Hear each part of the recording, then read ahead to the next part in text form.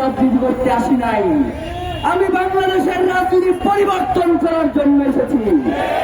যারা বাংলাদেশের রাজনীতিকে ক্ষমতা এবং দখলদারিত্বের মাধ্যমে রাজনীতি করতে চায়, আমি তাদের জন্য বাংলাদেশের রাজনীতিকে কঠিন করে দেওয়ার জন্য এসেছি।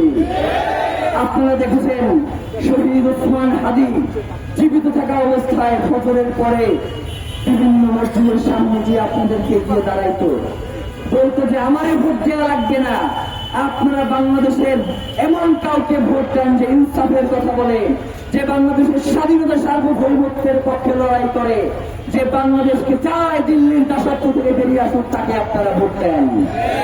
সুতরাং শহীদ ওসমান হাদির যে আদর্শ, যে শত্রুর সাথে আমাদেরকে ইনসাফ করতে হবে, অনেকেই আমাদেরকে ভুল বুঝান যে শহীদ ওসমান হাদি এইটা পছন্দ করতেন না, শহীদ ওসমান হাদি এই কাজ করতেন না। আমরাও বলি শহীদ ওসমান হাদি যেই কাজ করতেন না, আমরাও সেই কাজ করব না। শহীদ ওসমান হাদি সহিংসতা পছন্দ করতেন না।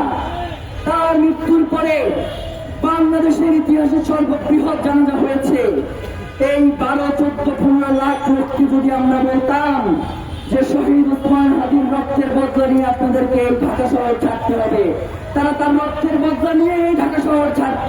কিন্তু আমি তাদেরকে বলেছি যে কোন ধরনের সহিংসতার মধ্যে আমরা যাব না, আমরা বাংলাদেশকে স্থিতিশীল রাখতে যা যা করবার দরকার হয় আমরা তাই করব। কিন্তু আমরা দেখতে পাচ্ছি যে বাংলাদেশের সুশীলতার নামে বাংলাদেশের কিছু গোষ্ঠী যারা নির্ধারিত লোকদের নিয়ে বিভিন্ন জায়গায় চ্যালেঞ্জ করে শহীদ ওসমান হাদির যে লড়াই, তার যে সাংস্কৃতিক লড়াই, তার যে ইনসাফ কায়েমের লড়াই, সেটাকে লঘু করবার জন্য বিভিন্ন জায়গায় চ্যালেঞ্জ করা হয়েছে। এবং প্রতি সময়ে আমরা দেখতে পাচ্ছি যে তারা শহীদ ওসমান হাদির যে আদর্শ, সেই আদর্শকে বিলীন করে দেওয়ার জন্য বিভিন্নভাবে মিডিয়া, সোশ্যাল মিডিয়ার মধ্যে তারা প্রোপাগান্ডা চালাচ্ছে। আমরা আপনাদেরকে বলে দিতে চাই, শহীদ ওসমান হাদি বাংলাদেশের জন্য এমন এক নক্ষত্র, শহীদ ওসমান হাদি বাংলাদেশের জন্য জুলাইয়ের এমন এক প্রাণ।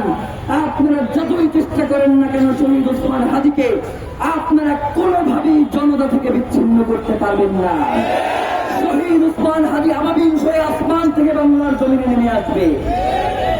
শহীদ ওসমান হাদি এই ইনকিলাব বাংলাদেশের মানুষের সাধারণ সংগ্রামের কথা বলবে, তাদের জুলাইয়ের কথা বলবে, ইনসাফের কথা বলবে। এই যে মায়া, আমার মা এবং বোনেরা, শহীদ ওসমান হাদির মা এবং বোনেরা এই পেছনে এসে দাঁড়িয়েছে, তারা আমাদেরকে বলছে যে আমাদের সন্তানদেরকেও যদি এর জন্য রক্ত দিতে হয়, আমরা তার জন্যই এখানে এসে দাঁড়িয়েছি।